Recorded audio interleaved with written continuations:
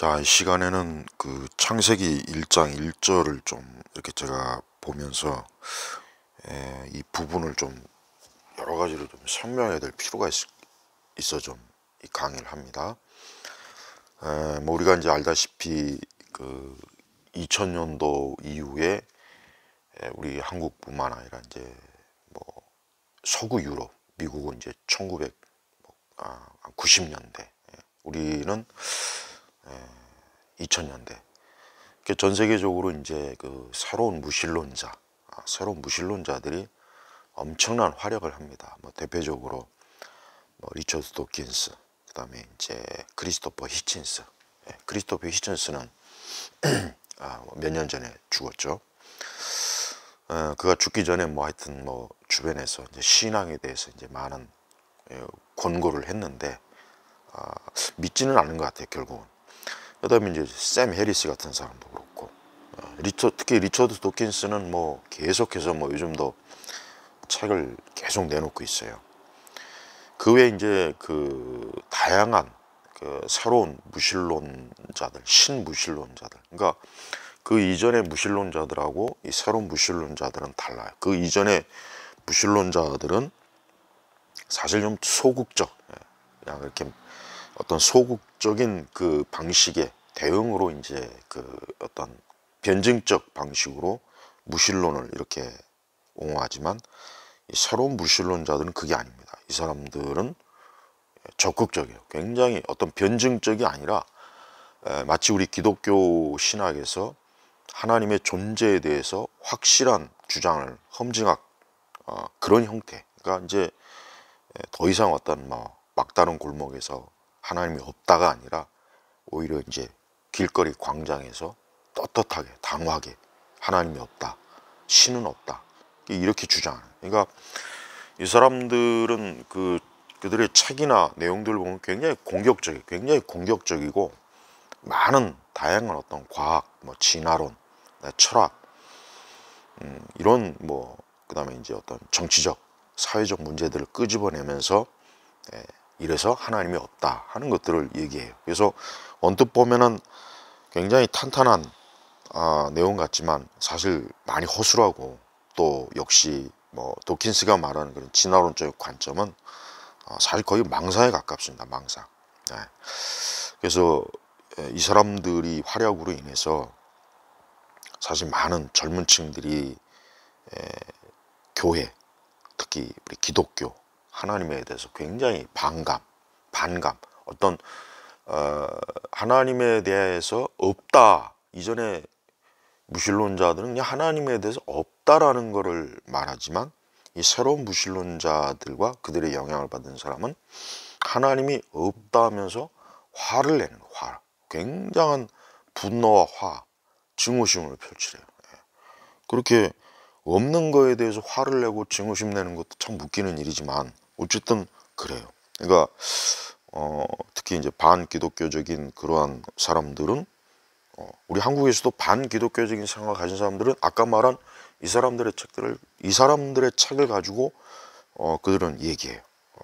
이 사람들의 책을 읽고 하나님이 없다, 그런 주장들을 해요. 자, 창세기 1장 1절에 보면 이제 하나님이 이제 태초에 이제 이 세상을 창조하셨다는 말씀이 나오는데, 그 창조라고 하는 그 히브리어 단어가 이제 바라예요, 바라. 근데 그 성경 언어학자들이 그 얘기하기를, 그 바라의 의미가 물론 하나님의 창조, 하나님 만드셨다는 의미지만, 그 좀 더 깊이 그 단어를 연구하면은 결국 무에서 유를 만들다라는 뜻이 히브리어의 바라의 의미예요. 본래적 의미라는 거죠. 그러니까 우리가 창조했다, 그럼 우리가 이제 우리 한글 개념에서는 창조했다 하니까 하나님이 세상을 창조하셨다, 만드셨다, 이렇게만 생각하는데, 이 히브리어 바라의 그 의미론적으로 추론할 때 그 하나님께서 세상을 만드셨을 때, 창조했을 때, 그거는 유에서 유가 아니라 무에서 유예요. 그러니까 이런 관점으로는 하나님의 창조가 절대적입니다. 그러니까 특히 이제 진화론적 창조론도 이게 문제가 많아요. 그러니까 그런 것도 굉장히 문제가 많은 거예요. 제가 저번에 세계관에서 잠깐 얘기할 때 요즘 이제 기독교 신학이 창조에 대해서 자꾸 중간 타협점을 잡고 가요. 그러니까 하나님의 창조, 아담의 창조 이런 것들에 대해서 더 이상 무에서 유가 아니라 유에서 유로 가는 개념들이 지금 인기가 있다고요. 예, 근데 실상 이 히브리어 바라는 무에서 유의 개념이다. 이렇게 얘기하는 겁니다.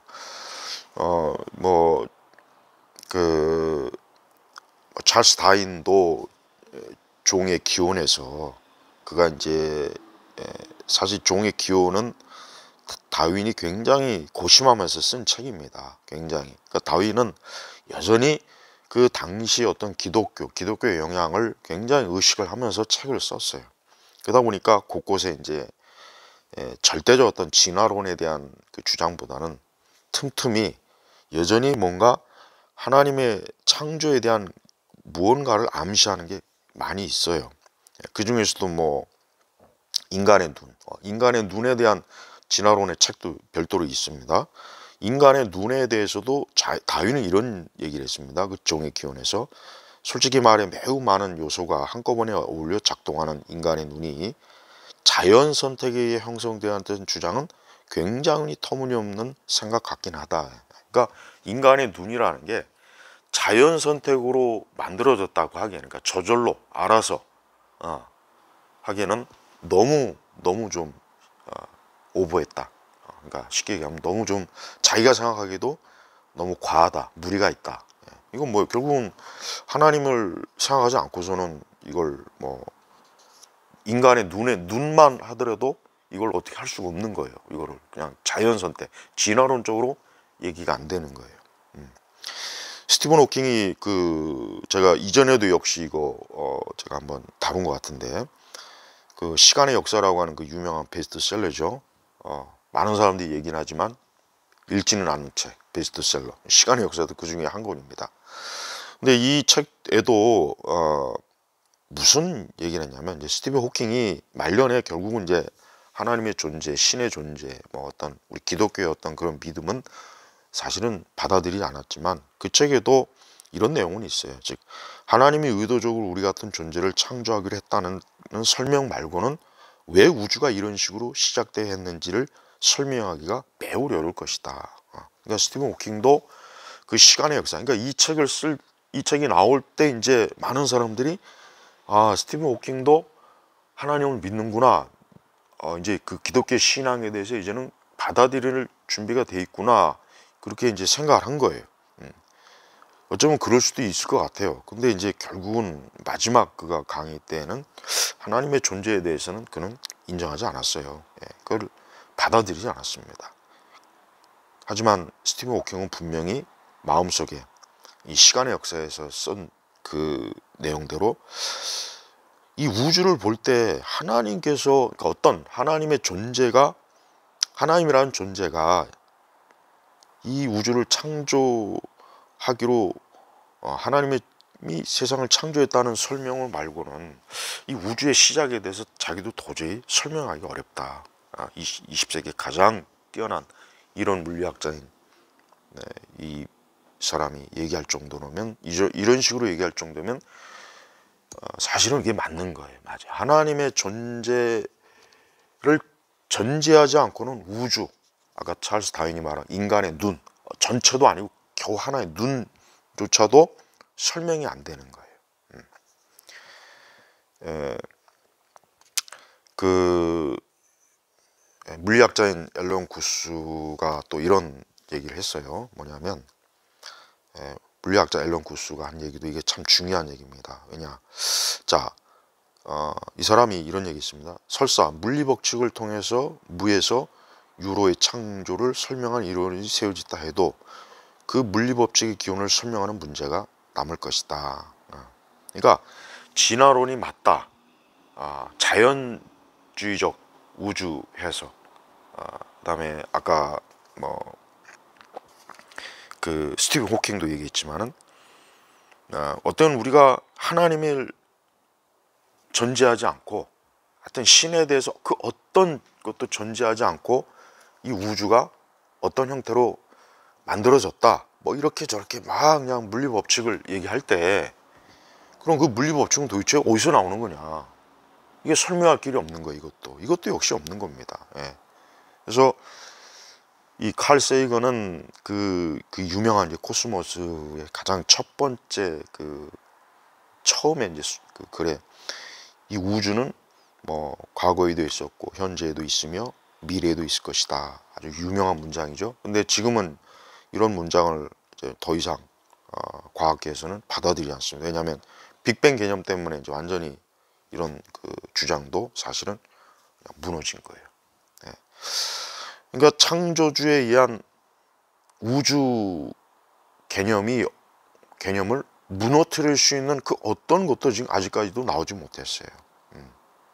그리고 그 어떤 뭐 과학자도, 어떤 뭐 물리학자도, 어떤 뭐 진화론 학자도 여전히 이 우주 창조, 인간과 이 세상의 모든 이 존재에 대해서 여전히 설명할 수 있는 하나님, 우리 기독교에서 말하는 하나님의 창조 외에 다른 어떤 설명을 사실은 하지를 못하고 있어요. 예. 철학자 칸트도 사실은 이제 칸트가 이제 굉장히 기독교에 참 나쁜 영향을 미쳤는데, 그가 이제 이런 말을 했습니다. 당시는 뭐 여전히 아직도 기독교가 굉장히 광범위한 보편적인 그 종교 믿음 이제 바탕을 둔 그런 세상이죠. 칸트가 살던 시대는. 그러니까 칸트는 이 존재라고 하는 거예요. 예를 들면 하나님이 존재한다, 뭐 존재, 이 존재라는 말을 써요. 이 존재론적 논증, 하나님이 존재해야 될 이유, 뭐 존재하는 것, 의미 등. 근데 칸트는 존재라는 말 자체가 결국은 이미 있다는 전제를 가지고 이 존재라는 말을 쓸 수밖에 없다 이거죠. 그러니까 칸트도 사실은 불가지론자예요. 적극적인 무신론자는 아직 그 당대 또 그 자신도 그걸 선뜻 아마 주장하기는 어려웠을 거고, 그러니까 칸트도 전반적으로 하나님이 있는지 없는지 나는 모르겠다. 사실 그래요. 결국은 칸트의 신앙은 그겁니다. 그러니까 사실 기독교적인 관점에서는 무신론자죠. 근데 그도 어쩔 수 없이 어떤 하나님이 존재라고, 이 존재라는 말을 썼을 때는 이거는 결국은 있다라는 전제를 가지고 써야 된다. 그렇게밖에 자기도 설명을 이제 못했어요. 그러니까 우리가 이 하나님의 존재에 대해서 지금 뭐 신이 없다, 하나님이 없다. 그러니까 새로운 무신론자들이 하나님이 없다, 막 하나님의 존재에 대해서 막 다양한 관점으로 막 부정하고 그러는데, 사실은 그 일에 가장 앞서서 일하는 이런 과학자들, 뭐 우주 물리학자들, 진화론 학자들은 여전히 어때요? 하나님의 존재에 대해서 확실하게, 정말 우리 그리스도인들조차도 더 이상 성경의 주장이, 창세기 1장 1절이 더 이상 믿을 수가 없구나 라고 그렇게 뭔가 할 수 있는 그 어떤 이론도 실험도 나온 게 없다고요. 나올 수도 없고. 그래서 뭐 굉장히 뭐 웃은 얘기가 하나 있죠. 뭐 1960년대 미국 뉴욕의 유니온 신학대 게시판에 스프레이로 누가 뭐 신은 죽었다 해가지고 그 옆에 니체가 그 말 했잖아요. 그 밑에다가 또 누군가가 니체는 죽었다, 하나님. 굉장히 뭐 하나의 뭐 어떻게 보면 좀 뭐 그냥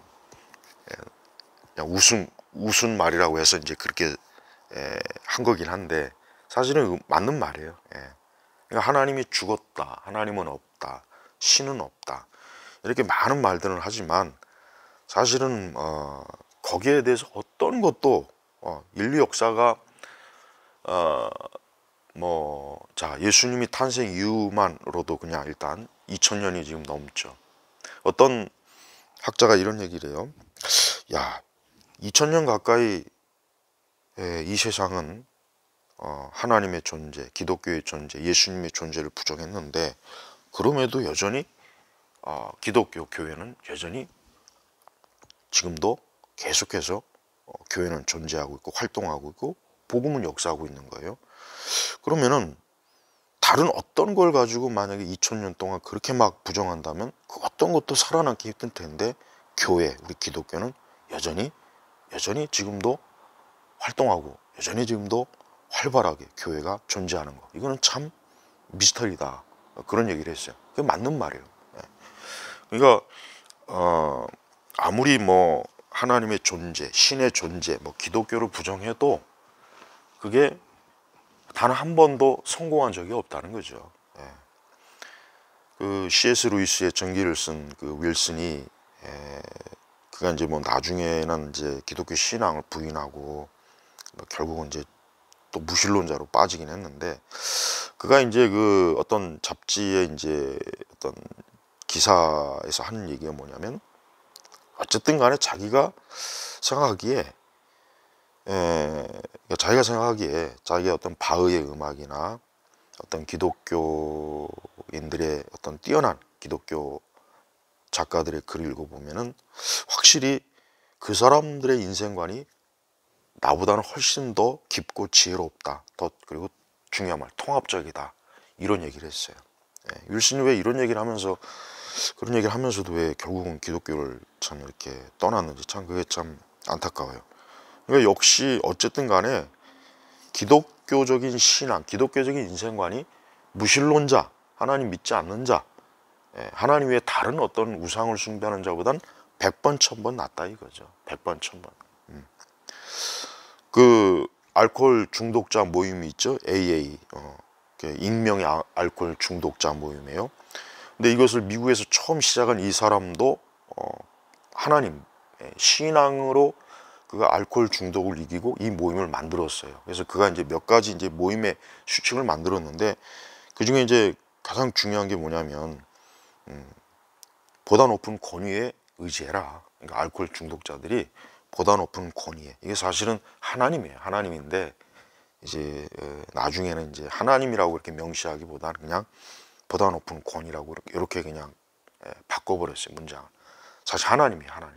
처음에 이 AA를 설립한 사람은 하나님에 의해서 자기가 알코올 중독에서 벗어난 걸 얘기하는 건데, 우리가 하나님의 존재에 대해서 뭐 이게 뭐 하나님이 없다, 뭐 하나님이 존재하지 않는다, 뭐 이 얘기는 하루 이틀 얘기가 아니죠.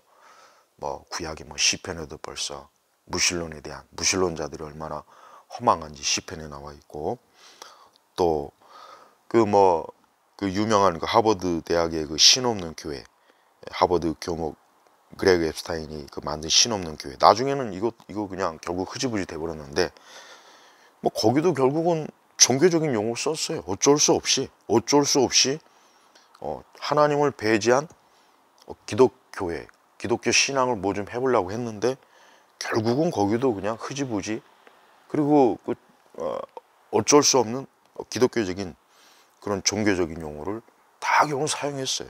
그러니까 웃기는 일이죠. 그러면서 무슨 하나님이 없는 교회, 신이 없는 교회를 하는지, 그것도 참 헛된 일입니다. 어리석은 일이에요.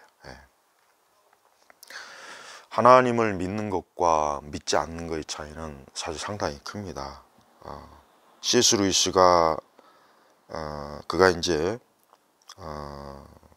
하나님, 그 우리 인류 역사에서 그 뭐 대단한 문명들을 이렇게 다 자기가 그 문명들이 가지고 있는 공통적 어떤 인간의 어떤 도덕적인 것들을 다 추려보니까 다 똑같더라. 변함이 없다 이거죠. 변함이 없다. 인간이 보편적으로 가지고 있는 어떤 보편적 그러니까 사람은 이래야 된다, 뭐 예를 살인하지 말아야 된다, 뭐 부모에게 공경해야 된다, 뭐 사람은 참 짐승과는 다른 특별한 존재다. 이런 부분에서 결국은 인류의 역사에 큰 문명의 혜택을 끼친, 그런 문명을 일으킨 민족들이 다 보니까 공통적이라는 거예요. 뭐 바빌론, 인도, 중국, 로마, 뭐 그리스. 그러니까 사람들이 보편성을 가지고 있는 거, 어느 곳이든지 다 사람이 사람을 죽이는 건 다 나쁘다, 이런 얘기를 한다는 거죠. 결국 이게 어디에서 왔겠습니까? 하나님께서 인간을 창조했다는 또 하나의 증거가 되는 거예요. 이렇게 하나님의 그 존재를 무시하는 우리 시대가 참 안타까워요. 그리고 갈수록 하나님의 존재를 무시하고 믿지 않고 수많은 그 인생들이, 특히 젊은 아이들이, 학생들, 청년들이 참 이렇게 기독교 신앙, 믿음을, 성경을 이렇게 무시하는 거 보면은 저들의 인생은 캄캄해요. 캄캄합니다.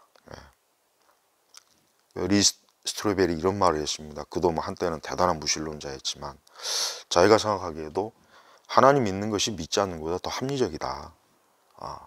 결국은 그 말을 했어요.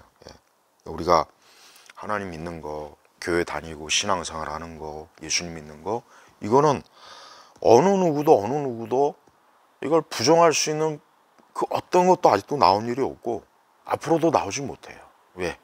하나님은 진짜 존재하시고 하나님의 아들 예수 그리스도는 정말 우리 인생의 구세주가 되시고 구원자 되시고 목자가 되시는 거예요. 이런 것들을 부정하고 이제 하나님이 없으니까 마음대로 살아라, 너희 하고 싶은 대로 하라라, 걱정하지 말아라, 두려워하지 말아라, 이런 그 새로운 신무신론자들의 그런 책들과 강연, 그들의 주장들은 너무나 많은 인생들을 파괴해요. 그러니까 그런 헛된 주장을 쫓지 말고 살아계신 하나님을, 그분을 믿고 그분께 의탁하는, 의지하는 그런 인생이 된다면 가장 행복한, 복된 영원한 그 삶을 얻을 수가 있습니다.